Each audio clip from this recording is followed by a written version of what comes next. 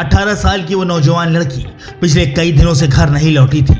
पूरा परिवार बेटी के इंतजार में परेशान था, लेकिन जब बेटी लौटी तो वो बदहवास हालत में थी। परिवार ने बेटी की हालत का सबब पूछा और जब बेटी ने जुबान खोली तो यकीन जानिए परिवार पर बिजली टूट पड़ी, क्योंकि उस बेचारी के साथ 7 दिनों तक 23 दरिंदों ने गैंगरेप किया। क्यों चौंक गए ना आप, लेकिन ये बिल्कुल सच है। हमारे बच्ची के साथ किस हिसाब से जो है दरिंदगी हुआ है और इस पूरे घटना को किस तरीके से सामूहिक अंजाम दिया गया है, इसमें हमारा चाहना है कि सबको कड़ी से कड़ी सजा मिले। प्रशासन से, न्यायालय से हमको यही उम्मीद है। सभ्य समाज का खौफनाक चेहरा दिखाता यह मामला भोलेनाथ की नगरी वाराणसी से आया है, जहां 29 मार्च की शाम 18 साल की युवती अपना काम खत्म करके घर वापस लौट रही थी। आपको बता दें कि युवती एक होटल के स्पा में काम करती है। युवती घर जा रही थी, तभी रास्ते में उसका दोस्त राज विश्वकर्मा मिला।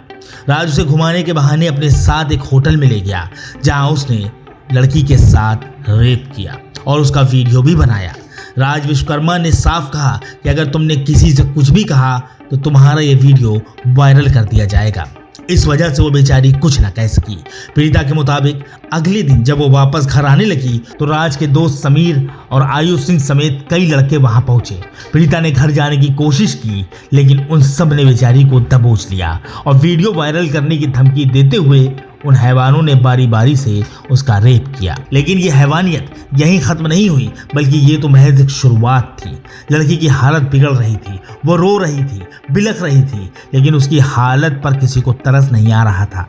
परिजनों के मुताबिक अगले ही दिन यानी 31 मार्च के रोज उन लड़कों ने अपने कई दोस्तों सुहेल, अनमोल, दानिश, साजिद और जहीर को बुलाया। पीड़िता के मुताबिक इन सब ने भी उसे बारी बारी से अपनी हवस का शिकार बनाया। इस दौरान इन लड़कों ने भी पीड़िता को नशीला पदार्थ सुंघाया और कार में बैठाकर मलदहिया के कॉन्टिनेंटल कैफे ले गए। परिजनों के मुताबिक वहां बेहोशी की हालत में बेटी के साथ बलात्कार किया गया। इतना ही नहीं, पीड़िता के परिजनों के मुताबिक साजिद, इमरान, तानिश, सुहेल, शुएब और जैब समेत कई युवक 2 दिनों तक मलदहिया के आसपास के होटलों में रहकर पीड़िता की अजमत नोचते रहे। जी हाँ, यहाँ भी 2 दिनों तक लगातार उसके साथ गैंगरेप हुआ। इस दौरान इन हैवानों ने पीड़िता का वीडियो भी बनाया और उसे वायरल करने की धमकी देते हुए मुंह बंद रखने की हिदायत दी। वो एकदम बदहवास नशे की हालत में थी। वो कोई स्थिति बताने को तैयार नहीं थी, इसलिए कि वो एकदम नशे में थी। जब उसको होश आया तो वो धीरे धीरे सारी बातें खुलने लगी। हाँ, वो नशे में ही उसके साथ लोगों ने दरिंदगी किया, नशा देकर, लगातार नशा दे। इसलिए वो 2 दिन तक तो कुछ बताने की स्थिति में नहीं थी, कुछ बता नहीं पाई। लेकिन जैसे ही उसको होश आया, हम उसको उसकी बात सुनकर हम थाने लाए। परिजनों का आरोप है कि 3 अप्रैल की रात साजिद ने उनकी बेटी को एक कार वाले के साथ बैठा दिया। कार में पहले से ही 5-6 लड़के मौजूद थे। उन लड़कों ने भी चलती कार में उस लड़की के साथ गैंगरेप किया और रात में उसे सड़क पर फेंक कर फरार हो गए। साथ ही उन हैवानों ने धमकी भी दी कि अगर किसी से कुछ भी कहोगी तो वीडियो वायरल कर दिया जाएगा। देर रात बदहवास हालत में पीड़िता जैसे तैसे अपने घर पहुंची। बेटी की हालत देखकर परिवार परेशान हो गया। मां ने बेटी से उसकी बदहाली का सबब पूछा, लेकिन बेटी ने जब अपनी जुबान खोली तो यकीन जानिए परिवार पर मानो बिजली टूट पड़ी। बेटी की बात सुनकर मां फूट फूट कर रोने लगी तो वहीं पीड़िता के पिता की तबीयत बिगड़ गई। सर 6 लोग इसमें नामजद हैं और एक फरार है। 7 लोग इसमें हैं नामजद में, मतलब जिसका नाम आया है लड़की ने बताया है। और अज्ञात में कितने लोग हैं वो भी वो बता चुकी है।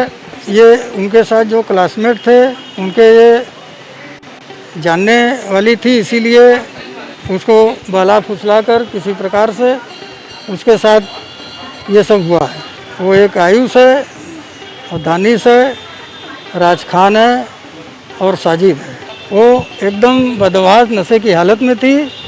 वो कोई स्थिति बताने को तैयार नहीं थी, इसलिए कि वो एकदम नशे में थी। जब उसको होश आया तो वो धीरे धीरे सारी बातें खुलने लगी।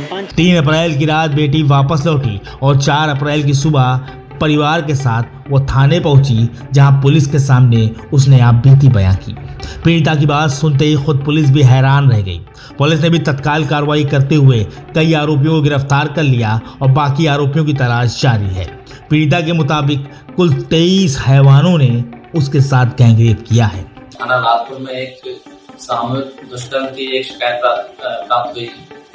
उसी के क्रम में ये बताना चाहूंगा कि ये घटनाक्रम 29 मार्च से 4 अप्रैल का है, जिसमें पीड़िता का ये कहना है कि 29 मार्च को सर अपने मस्जिद से गए थे अपने दोस्त के पास में।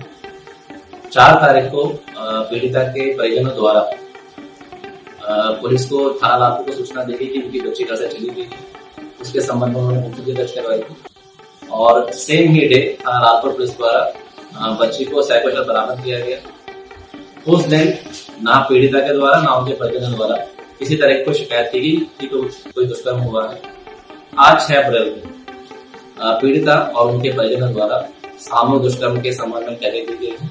उसके संबंध में सुसंगत धारा में मुकदमा पंजीकृत किया जा रहा है। जैसा कि कुछ मीडिया आउटलेट्स में चल रहा है कि बच्ची नाबालिग है, मैं बताना चाहूंगा बच्ची बालिग है और सुसंगत धारा में मुकदमा पंजीकृत किया गया है और तहरीर में जिन व्यक्तियों का नाम दिया गया है उसी के संबंध में 6 व्यक्तियों को अभी तक हिरासत में लिया गया है पुलिस के द्वारा और उनसे संबंधित पूछताछ की जा रही है और अगले मैदान की आवाज में दी जाएगी। फिलहाल पुलिस मामले की जांच में जुटी है।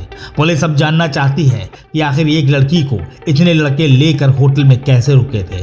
क्या होटल कर्मचारियों ने इन सब की डिटेल नोट की थी? कमरे में इतना बड़ा कांड होने के बावजूद कर्मचारियों को कुछ पता क्यों नहीं चला? फिलहाल सभी पहलुओं पर जांच चल रही है।